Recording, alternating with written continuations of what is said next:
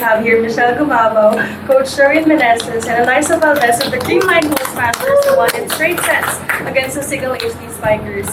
Coach, congratulations! 18th straight podium for Creamline in the weekend. Can you talk Thank you, about Lord. the journey ng Creamline? Medyo different siya compared to the other seasons, but still nasa podium pa rin yung Creamline.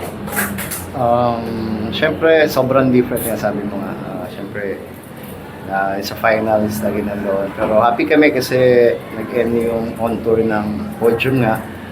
We hopefully makabawi kami sa invitational. So, dun kami magpo-focus para makabawi. Thank you, Coach. And for MG, best player of the game with 21 points in straight sets. Siguro paano mo lang in-approach tong game na to, knowing na knockout game nga siya against Signal for that bronze medal finish? Last game for this weekend. Not even. Last weekend. Wala, syempre, bibigay na lang talaga lahat. Last game ito for our season. This is the bronze medal match. So, talagang bigay na talaga lahat. And support lang. Kanina naman, hindi ko iniisip talaga yung wala na talaga kami hinahabol kundi just to finish with a win. I think we just really wanted to finish today on a high note, na panalo kami, na masaya kami, na good vibes kami. So, yun lang talaga yung focus kanina para naman enjoy kami today sa birthday ni Ella. Oo nga pala. And for Eliza, 12 points in this game. Nung group stage, na-sweep kayo ng Signal, but this time kayo naman yung nakasweep sa Signal for this bronze finish. How different was this game lang? How different was Creamline in this game compared to that preliminary game? Well, looking back, I think we had so many lapses during that game. And thankfully, very specific yung mga instructions ni Coach from then on hanggang ngayon. Kaya siguro ganda din ng mga improvements and ganda din ng mga ginagalaw ng bawat isa towards the latter part of this on tour. And yun, more than ever, I think, syempre may konting giggle din kami para makabawi. So magkakasama na yung lahat. So kaya siguro nakakuha rin kami ng panalo. But yes, for this on tour. Thank you. The floor is open for questions. Coach, mula nga po nung natalo sa semis against PLDT, parang dun sa maikling gap between yun and ngayon, paano na lang yung naging siguro message mo sa team, or how did you prepare them, kumbaga na it's not a finals game, it's a bronze medal game, ano na lang yung kinakawakan nyo to the finish? Katulad ng sinabi ko nga sa team namin, medyo mabilis yung time para makabawi kami dun sa loss namin sa semifinals kasi invitational again. So, yun yung talagang nahabol din namin ngayon na makapasok kami sa final sa invitational. So, yun yung target namin, makabawi sa invitational. Yes. For Adelay and MG, for both of you na lang, na kumbaga it's been a different kind of campaign for Creamline. Pero how would you reflect na lang on the things that could have been, the things that you could have done better, diba? If there are regrets, if any, parang what will Creamline take away from this rare, I guess, bronze finish na lang throughout this season? Siguro lesson lang talaga sa amin that every season is different. We can't really rely on kung sino kami our past season or kung sino kami our last game. Every game is different, kaya kailangan sa practice pa lang everyday, hinihingi sa amin ni Coach 100%. So, kailangan maging consistent talaga kami and hindi talaga namin pwede baliwalain yung small things kasi errors talaga namin yung kumakain sa amin sa game and yung tumatalo sa amin.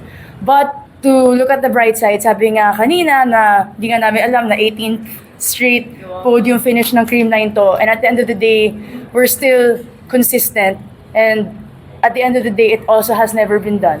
So, to be consistent is also one of the hardest things to do. I think madaling manalo, madaling mag-champion, but to do it over and over again is also the hardest thing. So, andun pa din, hindi pa rin nawawala. Like, one season na hindi nag-champion is not the end for us. We just really have to do better, and we will. To add to that lang, I think this bronze medal match doesn't define the Creamline Kid Smashers as a team. I think exactly MD's point. It's the 18 consecutive and consistently being there since siguro. So at this point, I think one thing we're gonna take is that our hard work, the coaches' hard work, everybody, our management, we're all there helping each other to reach our goal every single time. Maybe we fell short this time, but well, definitely Yeah. we're gonna be very competitive and push each other to be better pa rin talaga in the coming conferences. Diba, Sir Ricky? Yeah. But yun, we're just very, very glad. Every game now, at this point, every game is important. Everything for us is worth celebrating, and we're just happy we're celebrating it together as a team and as a family. Your thoughts on roller coaster set 2? Oh, roller coaster. Ngayon na ulit kami nanalo ng garong, coach. Talaga? Oo. Hindi naman tayo, ganun naman sila. I mean, yung from behind na Yeah, 24-21. 24-21 again. 24 Oh. Diba? Again and again.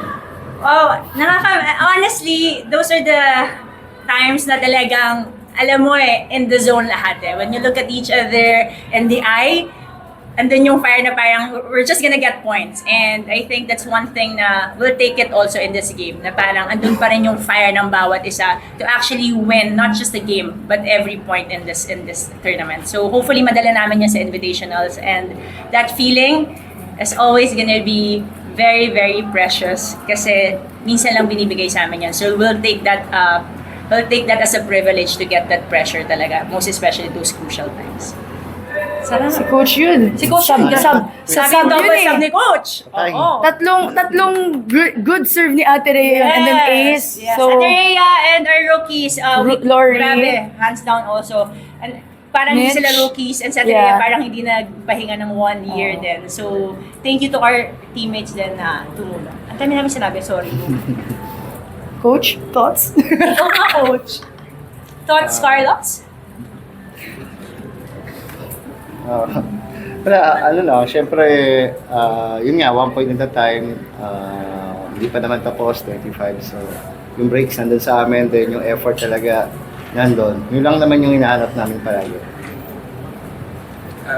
Totally nabanggit mo na nga yung rookies, yung ginagawa nila. This conference has been all about yung players na wala. And we all know kung ano naman yung kayang gawin ng players na wala. Pero this conference, nakita natin yung capability ng mga rookies, ni Mitch Gambit, Sheena Torre, Lea Torres na rin, Lori. So, overall, ano naman magiging assessment mo dun sa... Si Coach, baka si Coach kasi as a coach. Coach lang, yeah. Si Coach. Sige, Coach. Kami happy kami as team, as a teammate. Si Coach, assessment ni Coach. Sige. Syempre, happy kami kasi number one talaga, talagang makipagsabayan sila sa mga senior, then sumusunod sa sistema namin. Number two siguro, yung talaga competitive nila kasi mga champion player din sila, si Gamit, si Turing. So talagang siguro malaking tulong pa yung may bibigay nila sa amin sa mga susunod pang mga laro. Coach, yung next invitational, so paano lang makakatulong tong win na to, bringing momentum into the next conference? Malaking tulong sa amin to kasi ayun nga, medyo I think paganda yung laro ng Creamline, so hopefully mag-pick sa invitational and makasabay din sa mga foreign teams na nakasali. So yun yung target namin talaga, lalo ako makabawi kami sa invitational, maka-podium again. So yung mga talo namin magiging lesson sa invitational. Thank you, Coach. Thank you, guys.